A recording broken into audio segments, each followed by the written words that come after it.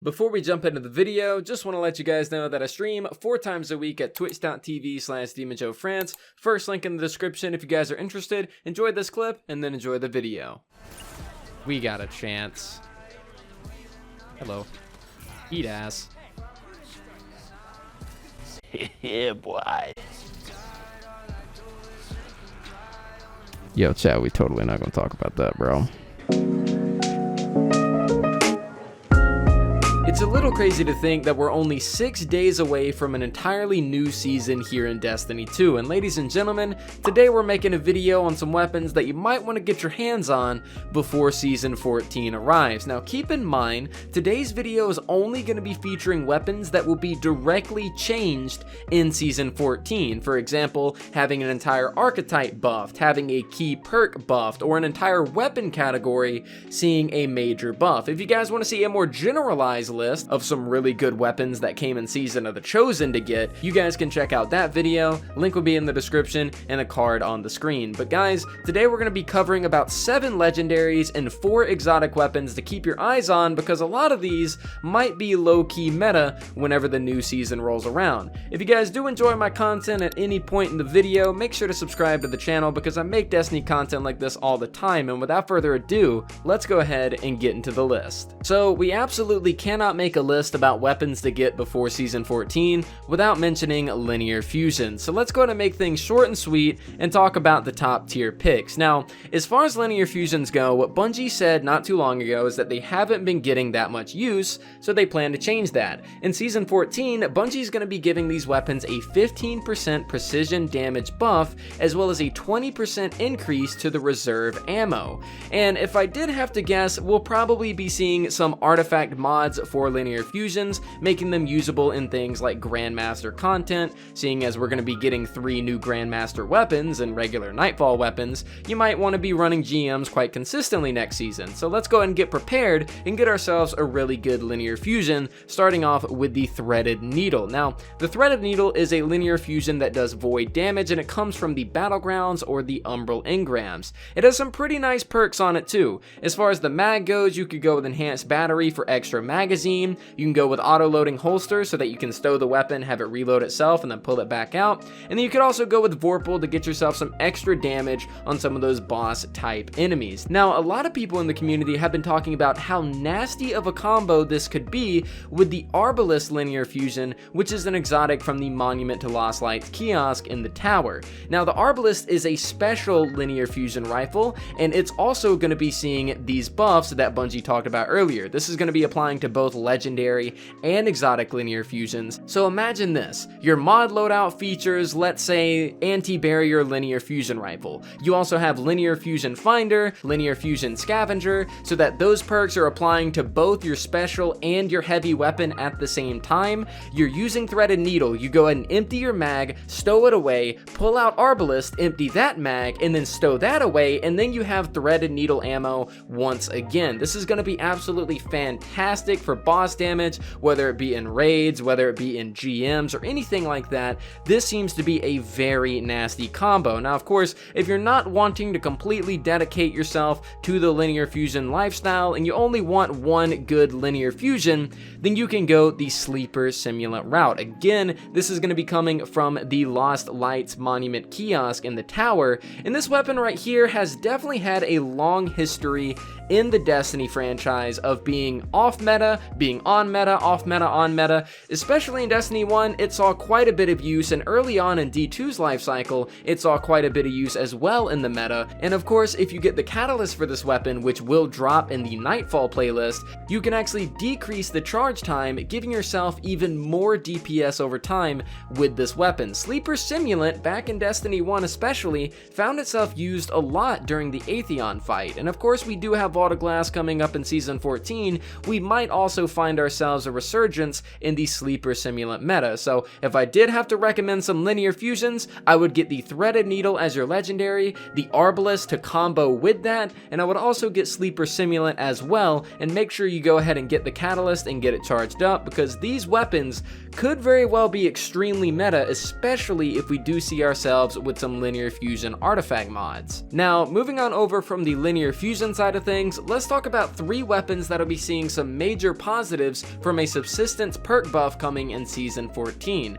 What Bungie said is that subsistence in Season 14 will no longer reduce reserve ammunition, and for SMGs specifically, they will be getting the same amount of ammo back as auto rifles do. Previously it was 10% per kill, now it is 17%. So now we're left with some top tier weapons getting even more top tier, starting off with the IKELOS SMG. This weapon right here has always been one of the best SMGs in the game, hands down. Has some of the greatest stats in the game, on top of the fact that it can spawn Warmine cells. Well, now it just got a little bit better. In the first perk slot, the best perk that you could go with was always Threat Detector. However, if given the chance, you should always go with Subsistence. This is going to be constantly feeding ammo back into the magazine, not hurting your reserves, causing you to run out of ammo extremely quickly, and allowing you to kill enemies in droves and still have the ammo without needing to reload to pop the Warmine cells that you spawn. Going with something like Subsistence and Surrounded is going to be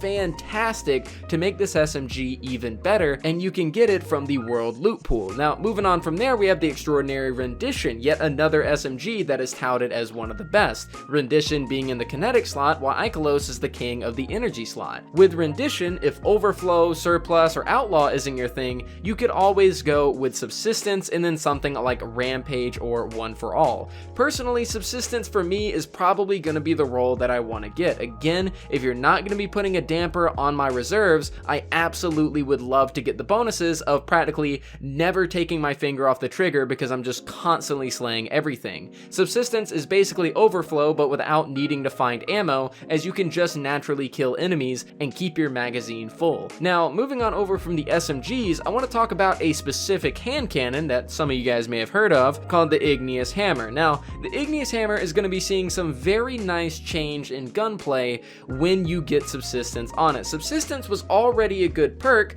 but now it's even better because it's viable in PvE.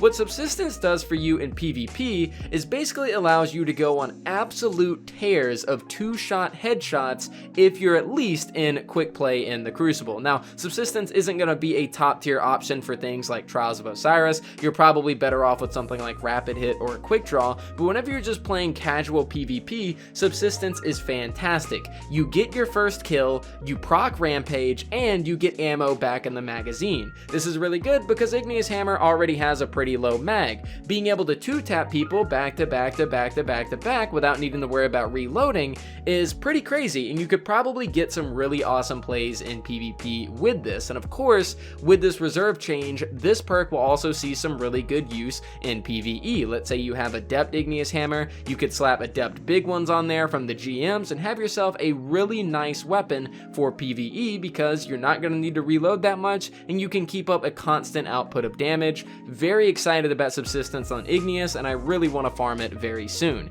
You're able to get Igneous from Trials of Osiris or the Seasonal Challenge, so this upcoming weekend will be your last week to be able to get your hands on it. So get yourself some tokens, throw them tokens to Saint 14, and pray to the RNG gods that you get yourself a Subsistence roll. Now, speaking of hand cannons, I feel as though I have to mention this on the list, the Last Word. This weapon, of course, comes from the exotic kiosk in the tower, Monument to Lost Lights, and I feel as though I have to mention this because the Last Word is getting a direct buff to what it does best: hip firing. Hip fire grip is going to be getting a direct buff in Season 14, and it's going to be better than it already is. The reason I have to mention Last Word is because not only is Last Word extremely dominant on console, I mean, if you use a controller and you use the Last Word, this thing is deadly in close range, and it's going to be even deadlier come next season. But why I'm also mentioning it is because 120s are going to be receiving a range nerf. Now, I still think that 120s are going to be pretty good in PvP come Season 14. However, they're not going to be as good from as far of a range,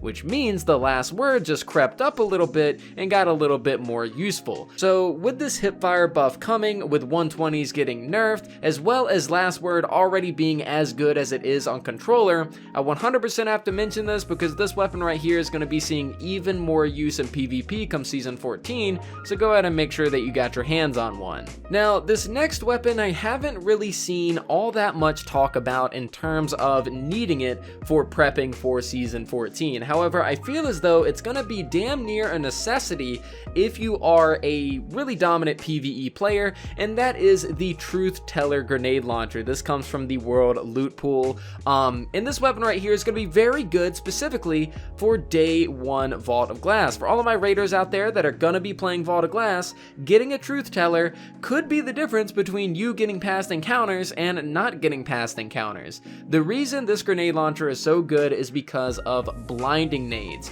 You just shoot one of these in a general direction and you're gonna blind any enemies in said direction, and they will completely stop shooting at you, stop what they're doing, and you're just gonna keep them CC'd for that entire time until you can shoot yet again. I mean, ammo for this thing definitely isn't all that rare, and you can just blind these enemies that have a very good chance to kill you because of the power threshold, contest modifier, etc. You can just blind these enemies and completely stop them from shooting you.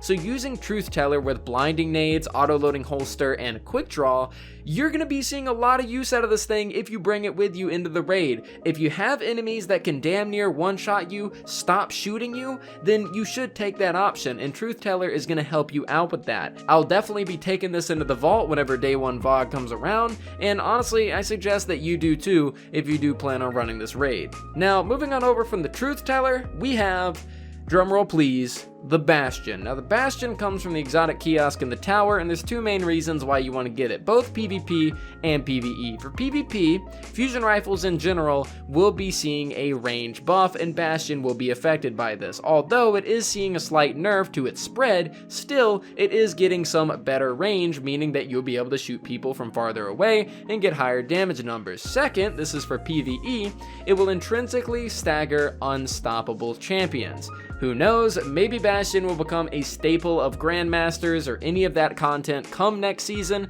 I don't know, but there is a reason why they gave it this ability, or at least I'd imagine. They want to see it get more PvE use. Chances are we could also see some fusion rifle artifact mods, so you might want to have Bastion on you just in case if you don't already have it, and get it from the exotic kiosk if you never got it before it got DCV'd. Bastion will definitely be seeing, at least I'd imagine, some PvE use, so you might want to get your hands on it. Now, for the last 2 weapons on this list, we're going to be talking about 2 shotguns in particular that aren't really going to feel the wrath of the quick draw nerf come Season 14. Season 14 is indeed seeing a quick draw nerf. The handling bonus that you get will be removed whenever you do swap over after 1 second or upon aiming down your sights, and they also ended up replacing quick draw with surplus on all Fellwinter's Lies and Astral Horizons. Now there's 2 weapons that will keep quick draw, and we'll see some pretty good bonuses from it that you might want to get your hands on. Now I do want to preface this by saying Fellwinter's Lie is probably gonna still be very dominant. There are ways to get the quick draw effect by using things like Ophidian aspects, or you could use dexterity mods or anything like that. There's plenty of ways to get the same kind of result, right? Or at least similar to it. Surplus even does it a bit as long as you have your abilities charged. However, if you don't want to dedicate an exotic, if you don't want to dedicate holding on to your abilities or certain mods to being able to get this effect, there are 2 weapons that are extremely good that are keeping quick draw. The first of which is the closest to Astral Horizon and Fellwinter's Lie, the Retold tail. Now this weapon is listed as a precision frame, but in fact, it's kind of like a precision frame mixed with an aggressive frame. You can get this weapon with full choke or rifled barrel, accurized rounds for even more range, quick draw, and snapshot sights. This thing used to be heavy meta back in the day before Fellwinter's Lie, and this weapon is probably the closest you can get to an aggressive frame with quick draw. The other weapon, by the way, Retold tail, comes from the Dreaming City, like Shattered Throne, the missions there, bounties, etc.